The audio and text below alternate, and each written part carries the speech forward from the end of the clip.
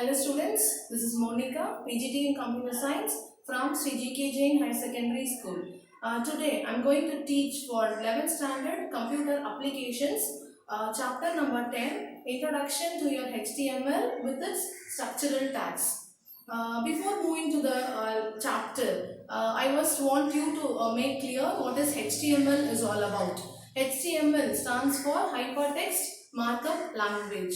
To be more clear, like whatever the web pages you are seeing in the browser will have definitely a backend, a document written in a HTML coding. HTML is nothing but it's a special markup language and that is specially designed to create any kind of web pages. And HTML should always written inside an angle bracket. Likewise, any tag, whatever you are writing, HTML, body, head, title, whatever you are writing, you have to write that with the angle bracket, open angle bracket and close angle bracket. And HTML document generally consists of two parts, two sections. One is head section and another one is your body section. Head section generally deals with all your title content in your document. And your body section will have all your main contents, whatever you are designing, whatever the content you are giving in your program will be in your body section.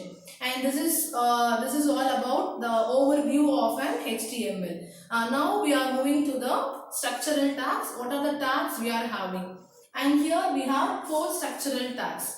The first one is your HTML. HTML, you have to start your HTML coding, that is program or document, with the HTML open tag, and you have to close your program with HTML close tag like this. You have to open and you have to close it. This HTML tag, why we are using HTML tag? Because we are using HTML markup language to develop this web page. So the user or anybody who is opening have to understand the program is written in the HTML document, and all the properties whatever you are using, you have to first write open with the HTML tag and you have to close that tag at your end of the program. And second tag will be your head tag. I already told you you have to specify your title content, whatever you are giving. For example, if I want to give my program with the title, say title, I have to give the title content in my head section by using a title tag. So inside your head tag there will be a tag called as title tag. In that title tag you have to mention the title of your web page, whatever you are designing based on the program. You can give the title for the web page. And the last tag is your body tag. Body tag is a main content, whatever you are describing or whatever you are developing to show the program, to show the users, whatever the user are going to view in the browser page, that main content will be given inside your body tag. Now I am going to explain about what are the steps that is involved to create a web page. For creating, for viewing, for editing and for reloading the page. The first step will be your creating a web page. So for creating a web page, basically you have to first create a HTML document. For creating a web page, already told you have to first create a HTML document. So for Windows, if you are using in Windows, you have to open the notepad and you have to type all your HTML document in that notepad.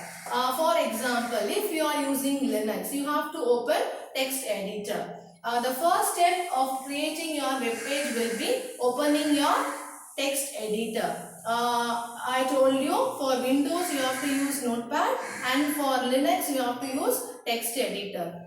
And the second step will be, you have to type your HTML coding, whatever you are written in a paper or in a notebook, you have to type that coding in the notepad. And you have to save that file with the file name dot extension.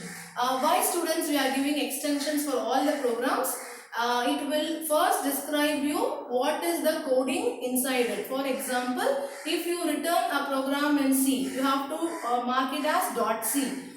C++ means .cpp. For same way, if you have written your program in HTML, you have to save your document with .htm or .html. So students, you have to save your HTML document with the file name dot extension, and you have to select the file type as all types, and you have to give save button. The next one will be your viewing of your web page. So viewing is nothing but opening the document in the browser. So first you have to open the browser. In the browser you have to give file open or control O. Then your open dialog box will appear. In that open dialog box you have to browse the folder where you saved the HTML document, and you have to search the file name and you have to give open button. So your document whatever you are creating will be viewing as a web page. And the third one will be your viewing the source file. Source file is nothing but whatever the document you are created in HTML will be named as your source file. So if you want to open the source file again and you have to see whatever whatever you typed in that. So for that you have to first go on to for viewing the source file, you have to first right click and you have to give view, right click on the browser and you have to give view source. If you are using Internet Explorer, you have to give view source. If you are using Mozilla or Chrome, you have to give view page source. Then your your HTML document will be displayed in the page itself. Or you can give Control U as a shortcut key. And students, please remember, you cannot make any changes in this particular method. If you are viewing your source file by right clicking it or by Control U, you cannot change or you cannot edit anything in the document. Edit and reload. In this step, you can actually edit and you can save the document again. And for this step, you have to first go on to your location where your document is saved. First, you have to search that folder, and in the file name, you have to right click.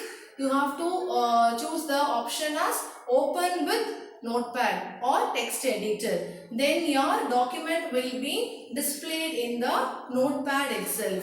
So in the notepad you can edit the changes and you can save it again by file save or Control S. So whatever changes you are doing in the fourth step will be actually reflecting in your web page. Whatever you are viewing in the third step, the changes will not get edited. And the last step will be your reloading and refreshing your web page. So after once your corrections got over or changes made, you have to again reload your page and you have to again see your document. What is the content, whatever your change is actually reflected in the page or not. In this you have to you will have a refresh button or you can give reload the current page, reload this page. So based on the browser you will have different options. If you click that option, whatever changes you have made in your HTML document will be actually reflecting over in your web page after giving a reload or refresh options.